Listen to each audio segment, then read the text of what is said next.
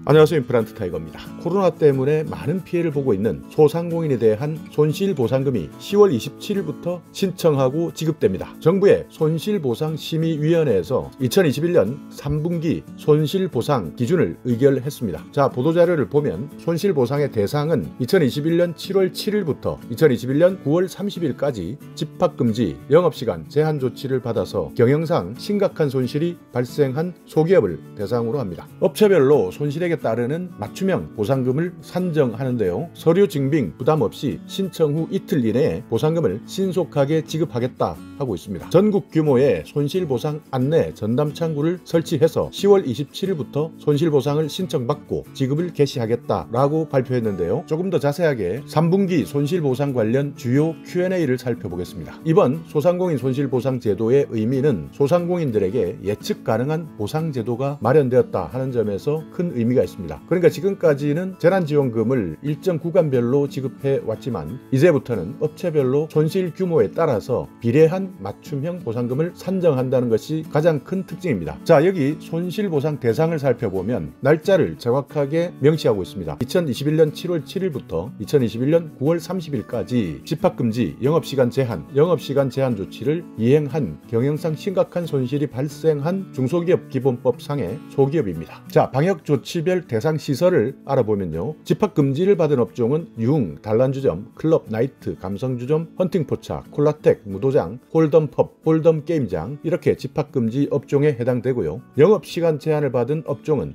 식당, 카페, 노래연습장, 직접 판매 홍보관, 목욕장, 수영장, 실내체육시설, 학원, 영화관, 공연장, 독서실, 스터디 카페, 놀이공원, 워터파크, 오락실, 멀티방, 상점, 마트, 백화점, 카지노, PC방, 이용이나 미용업의 경우에는 2021년 7월 7일부터 8월 8일까지 영업시간의 제한 대상 시설에 대해서 손실보상을 해줍니다. 자, 그렇다면 여기에서 소기업이라는 것은 어떤 것을 기준으로 하느냐? 기준 매출액이 업종에 따라서 다른데요. 10억 원 이하는 숙박업이나 음식점업, 교육 서비스업이 해당이 되고요. 매출액이 30억 이하이면서 예술, 스포츠 및 여가 관련 서비스업, 전문, 과학 및 기술 서비스업, 그리고 매출액이 50억 이하이면서 도매 및 소매업, 정보통신업, 80억 이하이면서 운수 및 창고업, 건설업, 광, 농, 임, 업, 섬유제품 제조업, 120억 이하이면서 식료품, 음료 제조업, 금속 가공 제조, 전기 장비 제조 이런 분야에 해당된다면 소기업 기준에 해당됩니다. 그러니까 매출액 기준과 업종별 기준이 맞아야 이번 지원을 받을 수 있는 것이죠. 만약 10억 이상의 매출을 올리는 음식점이다. 이번 보상에서 제외됩니다. 보상금을 산정하는 방식은 일평균 손실액과 방역조치 이행 일수 그리고 보정률 이렇게 나누어서 산정하는데요. 일평균 손실액은 코로나 영향이 없었던 2019년 대비 2021년 같은 달의 하루 평균 매출 감소액이 2019년의 영업이익률과 매출액 대비 인건비 임차료 비중의 합을 곱해서 산정합니다. 방역조치 이행 일수는 2021년 7월 7일부터 9월 30일까지 사업자가 집합금지, 영업시간 제한 방역조치를 이행해서 지방자치단체가 확인하는 기간입니다. 보정률은 집합금지나 영업시간 제한을 차등하지 않고 동일하게 80%로 정했습니다. 그러니까 일평균 손실액 여기에 방역조치 이행 일수에 곱하기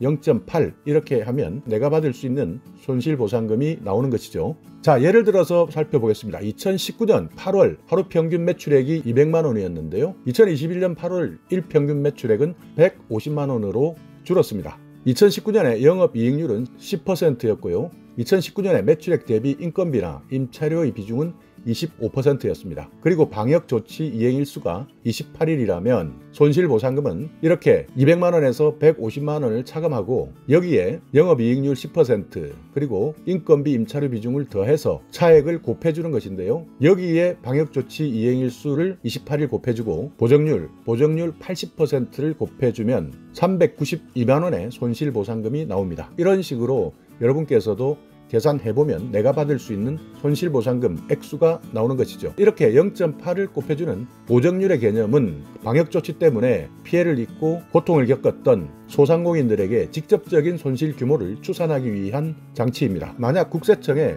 신고 자료가 없는 경우도 있을 텐데요. 이럴 때는 국세청이 가지고 있는 부가세 신고 자료, 종합소득세 신고 자료, 그 외에 다른 과세 자료를 활용해서 기본값을 정합니다. 만약에 한 사람이 다수의 사업장을 운영하고 있는 경우도 있는데요. 이때는 사업장별로 보상금을 산정해서 지급할 예정입니다. 방역조치를 위반한 경우에는 손실보상금을 일부나 전액 지급하지 않을 수도 있고요. 만약 방역조치를 위반한 경우에도 보상을 받았다면 추후에 환수될 수도 있습니다. 신청과 이신청하는 방법을 살펴보자면 신속보상은 10월 27일부터, 확인보상은 2주 후인 11월 10일부터 신청할 수 있습니다. 확인보상이라는 것은 신속보상금에 동의하지 않은 경우 지방자치단체에서 시설 분류 확인이 필요할 때 이때는 확인 보상을 합니다. 온라인에서 먼저 10월 27일부터 신속보상을 신청할 수 있고요. 오프라인에서는 11월 3일부터 신청할 수 있습니다. 온라인 신청은 앞으로 소상공인 손실보상.kr이라는 홈페이지에 사업자 등록번호를 입력하시고 본인 인증을 하신 후 서류 제출 없이 신청할 수 있고요. 오프라인 신청은 사업장에 있는 시군구청에 손실보상 신청서를 제출하시면 됩니다. 확인보상, 그러니까 확인이 필요한 분들은 11월 10일부터 온라인, 오프라인 동시에 신청할 수 있습니다. 오프라인 신청은 필요한 증빙서류 그리고 확인보상 신청서를 사업장에 있는 시군구청에 제출해서 신청하시면 됩니다. 이신청, 그러니까 잘못된 경우가 분명히 나올 수 있는데요. 이신청은 확인보상을 신청해서 재산정된 보상금이 지급된 이후 온라인, 오프라인으로 신청할 수 있습니다. 온라인에서는 소상공인 손실보상.kr, 오프라인에서는 시군구청에 이의신청서를 제출하시면 됩니다. 여기에 대해서 더욱더 자세한 내용이나 내가 처하고 있는 개별 상황이 다를 경우에는 전국 소상공인 손실보상 콜센터 1533-3300번으로 전화하시면 되고요. 이렇게 보시듯이 기간별 10월 8일부터 10월 말까지는 손실보상법과 관련된 간단한 안내만 하고요. 10월 말부터 11월 말까지는 신속보상에 대한 집중 문의를 할 수 있도록 인원을 800명에서 1000명까지